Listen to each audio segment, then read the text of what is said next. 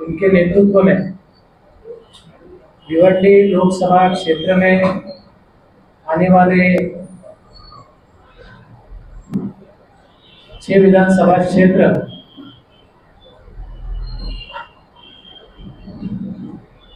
इस सभी क्षेत्रों में Republican party of India secular party सक्रिय है।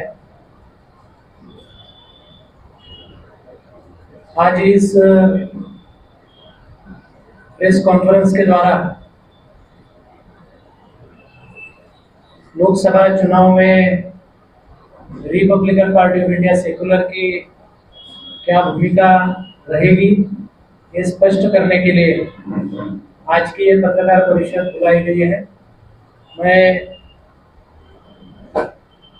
आरपीआई सेक्युलर के द्वारा इस पत्रकार परिषद में शामिल सभी पत्रकार भाइयों और बहनों का स्वागत करता हूं। आज के इस पत्रकार परिषद में आरपीआई के ठाणे जिला के सेक्युलर पार्टी के अध्यक्ष रविंद्र जी चंदने कुछ मिनटों में यहाँ पहुंचेंगे। पालघर जिला के सरचिटनीस सदानंद आड़कमोल सर वो भी यहाँ मौजूद है, जो वाड़ा में हमारा ये मतदार संघ वाड़ा तक आता है। बदलापुर से महेंद्र जी पंडागले और उनके सभी साथी यहाँ आए हैं। कल्याण से डॉक्टर अशोक भैरव सर, मिलिंद जी गायकवाड़, बाबा रामटे के ये भी यहाँ उपस्थित है। अल्पसंख्यक के शाहपुर जिला के अध्यक्ष फिरोज शेख और शाहपुर के युवा अध्यक्ष प्रवीण केदार ये भी यहाँ उपस्थित है। भिवंडी शहर के शहर अध्यक्ष प्रदीप गायकवाड़, युवा अध्यक्ष तालुका के सरचिटनीस अजिंक्य जी गायकवाड़, अल्पसंख्यक विभाग के शहीद रजा रमजान भाई शेख, महबूब अंसारी, अबुल अंसारी कुछ मिनटों में यहाँ आ जाएंगे। उसी तरह से भिवंडी ठाणे जिला के अध्यक्ष सलीम सिद्दीकी जी, उनकी तबीयत ठीक न होने के कारण वो यहाँ उपस्थित नहीं है। हमारे शेलार गांव के विभाग के प्रमुख अमोल तकासे, अंबाड़ी के विभाग प्रमुख विजय जी गोहिल, बट्टी जाधव, तालुका के पदाधिकारी आदित्य जी चन्ने और सभी कार्यकर्ता यहाँ उपस्थित हैं। आज के इस पत्रकार परिषद द्वारा हम यहाँ अपनी भूमिका स्पष्ट करते हुए आपको ये बताना चाहते हैं कि आप सब लोगों को मालूम है कि भिवंडी कॉन्स्टिट्यूंसी में 3 उम्मीदवार खड़े होने वाले हैं, जिनके ऊपर सभी मीडिया का और लोकसभा क्षेत्र में रहने वाले सभी जनता का ध्यान है। उसमें बाले मामा म्हात्रे जो राष्ट्रवादी से है, कपिल जी पाटिल जो भाजपा से है और अपक्ष में नीलेश जी सांबरे यहाँ इलेक्शन लड़ रहे हैं। हम ये बात को देखते हैं कि पिछले 10 सालों में भाजपा ने जिस तरह से अपने करीबी दोस्त अडानी अंबानी या कारपोरेट सेक्टर से जिस तरह की भारत की लूट की है, इससे युवा रहे, महिला रहे, चाहे बेरोजगार रहे, सब परेशान हैं और सब यही चाहते हैं और पूरे भारतवर्ष में यही वातावरण है कि किसी भी तरह भाजपा का शासन यहाँ नहीं होना चाहिए, भाजपा को पूरी तरह से हराना चाहिए। ये हर एक की मंशा है और इसलिए जो संविधान को मानता है, जो डेमोक्रेटिक विचारों को मानता है, ऐसे सभी तबके जोर से काम कर रहे हैं। और इसमें हम देखते हैं कि भाजपा जिस तरह का नारा दे रही है कि 400 पार, हम देखते हैं कि संसद में अगर सत्ता स्थापन करनी है तो 275 सभासद लगते हैं, खासदार लगते हैं, लेकिन 400 पार का नारा देकर अभी ये बात सामने आ गई है और बीजेपी के मंसूबे भी साफ हो गए हैं कि उनको किसी भी तरह यहाँ संविधान को खत्म करना है, यहाँ के लोकशाही को खत्म करना है और यहाँ एक तानाशाह मोदी के रूप में, मोदी जी के रूप में यहाँ उनको लाना है। और उसकी शुरुआत गए 10 साल से शुरू है पूरी तरह से। ये है कि हमको सत्ता में इसलिए आना है भाजपा को कि हमको इस देश में संविधान खत्म करना है। तो जो अम्बेडकर विचार की सोच रखते हैं, जो अम्बेडकरवादी है, जो संविधान को मानते हैं, जो डेमोक्रेसी को मानते हैं, उन लोगों पर बहुत बड़ी जिम्मेवारी है कि इस इलेक्शन में भाजपा को हराया जाए, ताकि 10 सालों में भाजपा ने, चाहे वो महंगाई का मुद्दा रहे, चाहे वो बेरोजगारी का मुद्दा रहे, चाहे वो नोटबंदी का मुद्दा रहे, जीएसटी का मुद्दा रहे, और सबसे बड़ा जो स्कैम है इलेक्ट्रल बॉन्ड, ये करने के बाद पूरी तरह से भाजपा पार्टी उजागर हो गई है कि भाजपा एक भ्रष्टाचारी पार्टी है। भाजपा पूरी तरह से देश की जो राष्ट्रीय एकात्मता है, देश में जो भाईचारा है, उसको पूरी तरह से खत्म करके जातीय और धार्मिक ध्रुवीकरण करना चाहती है, जो बात डेमोक्रेसी के लिए बहुत बड़ा खतरा है।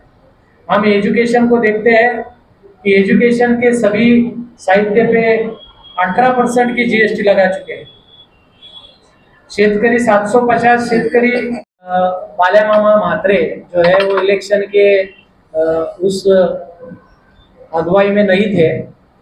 उस समय हमको एक लग रहा था कि एक सोशल वर्क करने वाले नीलेश सांबरे कांग्रेस का टिकट लेकर भाजपा को एक कड़ा आह्वान खड़ा करेंगे, इसलिए हम उनके साथ थे। बाद में उनको भाजपा का टिकट नहीं मिला, बाल्यामामा म्हात्रे को राष्ट्रवादी की तरफ से इंडिया गठबंधन का टिकट मिला। तो हम सोचते हैं कि वोटों का बंटवारा नहीं होना चाहिए और इंडिया गठबंधन का कैंडिडेट चुन के आना चाहिए। यही बात मद्देनजर रखते हुए हमने आज डॉक्टर बाल्यामामा म्हात्रे जी को समर्थन दिया। हम उनको बीजेपी का ऐसा हमारा कोई एलिगेशन नहीं है, सोशल वर्क में उसका अच्छा काम है, लेकिन कोई भी अपक्ष उम्मीदवार जब खड़ा रहता है, अगर वो वोट काटता है तो उसका फायदा हमेशा जो भाजपा के कैंडिडेट उसको होता आ रहा है, ये हमने देखा है। इसलिए उन्होंने जो पिछली बार जो सुझाव रखा था कि हम बाल्यामामा से बात करेंगे, बाल्यामामा अगर लड़ना चाहते हैं, उनकी ताकत ज्यादा है। मुझे लगता है कि शिवसेना, उद्धव ठाकरे गढ़, भिवंडी और पूरे क्षेत्र में बहुत ही मजबूत गढ़ है। आप भिवंडी सिटी में देखोगे तो भिवंडी सिटी में कांग्रेस और राष्ट्रवादी बहुत ही मजबूत है। मुस्लिम वोट जहाँ तक मेरा ख्याल है कि नहीं बटेंगे, 80-90% वोट इंडिया गठबंधन को ही जाएगा। तो मुझे लगता है कि और दलित वोट तो बाल्यामामा को ही गिरेगा, क्योंकि संविधान को बचाने की जब बात आती है तो सबसे आगे बाबा साहब को मानने वाले लोग ही रहते हैं, ये आपने इतिहास देखा है। तो मुझे लगता है आज की तारीख में बाल्यामामा एक जीतने वाला कैंडिडेट दिखाई दे रहा है। तो ऐसे समय में संविधान को बचाने के लिए और देश हित में ये निर्णय लेना उचित रहेगा कि इंडिया गठबंधन को समर्थन दें। इसलिए हम इंडिया गठबंधन को समर्थन दे रहे हैं। इसलिए हम किसी भी तरह का एलिगेशन नीलेश सांबरे जी के ऊपर नहीं कर रहे, लेकिन उनसे एक विनती पूर्वक आग्रह कर रहे हैं कि सोशल वर्क में आप आगे हो, लेकिन एक पॉलिटिकल स्टंट होना भी जरूरी होता है। उस बारे में लोगों में संभ्रमावस्था है कि आप भाजपा के साथ जाओगे या इंडिया गठबंधन के साथ जाओगे। तो ये अभी तक वो स्पष्ट नहीं कर पा रहे हैं। तो इसलिए हम जैसे अम्बेडकरवादी कार्यकर्ताओं के मन में, मुस्लिम कार्यकर्ताओं के मन में, आदिवासी कार्यकर्ताओं के मन में और जो संविधान को मानते हैं, डेमोक्रेसी को मानते हैं, उनके मन में सांशकता है कि आप इलेक्शन लड़ रहे हो तो किसके साथ जाने के लिए लड़ रहे हो और आपका टारगेट क्या है, तो वो स्पष्ट नहीं हो पा रहा है। इसलिए मुझे लगता है कि वोट काटने के बजाय वो बाल्यामामा म्हात्रे को अगर समर्थन देते हैं और ये देश के हित की बात है और हमेशा अच्छा काम करते हैं, तो ये भी अच्छा देश के हित वाला काम उनको करना चाहिए और उनको बाल्यामामा को ही समर्थन देना चाहिए, ऐसा हम उनको विनती करेंगे। कि उन्होंने जो मैनिफेस्टो बनाया है उसको आप देखोगे तो मुझे लगता है मैनिफेस्टो पढ़ने के बाद, जाहिरनामा पढ़ने के बाद आप इस बात को सोचोगे कि भारत जोड़ो यात्रा के तहत राहुल गांधी जी ने पूरे देश का जो भारत जोड़ो यात्रा के तहत लोगों से संपर्क किया, तो उसकी उनकी जो लोगों से मिलने के बाद उनकी जो सोच, उनके ख्यालात जो बदले हैं, वो हमको उस न्याय पत्र में दिखाई देते हैं। उन्होंने कहा कि गरीबों का सर्वेक्षण होगा, जाति न्याय सर्वेक्षण होगा। 2021 में भाजपा को जाति न्याय सर्वे करना था, लेकिन जानबूझकर उन्होंने जाति न्याय सर्वेक्षण इसलिए नहीं किया क्योंकि उनको आरक्षण हटाने का था और उसकी बहुत बड़ी साजिश चालू थी। अभी न्याय पत्र में राहुल गांधी जी ने एक बात कही है कि हम जाति न्याय जनगणना करेंगे ताकि हर जात में उनकी सामाजिक, आर्थिक, सांस्कृतिक उनकी क्या परिस्थिति है और उसके तहत योजनाएं बनाई जा सके। और सबसे बड़ी बात उन्होंने कही कि सभी जाति धर्मों के, वर्गों के, गरीबों की भी सर्वेक्षण किया जाएगा और गरीबी हटाने के लिए जो जो योजनाएं बनानी है वो योजनाएं बनाएंगे। अकाउंट में कल आपने मेरे ख्याल से मैंने कल भाषण देखा कर्नाटक में, उन्होंने कहा कि हर एक गरीब जो जनगणना के बाद जो सबसे ज्यादा गरीब है उनके अकाउंट में 1 लाख रुपए हर साल आएगा। जो महिला के अकाउंट में 1 लाख रुपए आएगा।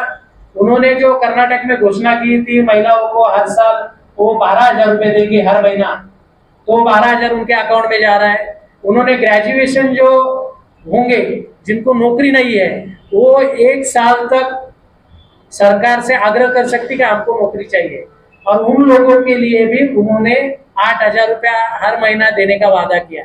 तो मुझे लगता है कि ये जो जाहिरनामा है ये सभी जाति धर्मों के, वर्गों के तबकों को और यहाँ के युवाओं को रोजगार देने के लिए बहुत ही महत्वपूर्ण है।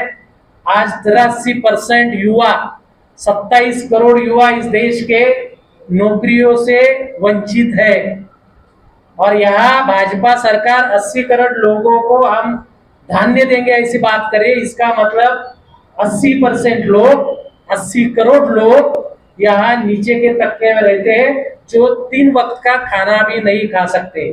तो उनके उद्धार के लिए, उनके विकास के लिए 10 सालों में भाजपा ने ये क्या किया ये बताने के लिए उनके पास कोई उत्तर नहीं है, कोई योजना नहीं है। तो भाजपा सरकार खाली जुमलेबाज सरकार है और पूरी तरह से फ्लॉप सरकार है।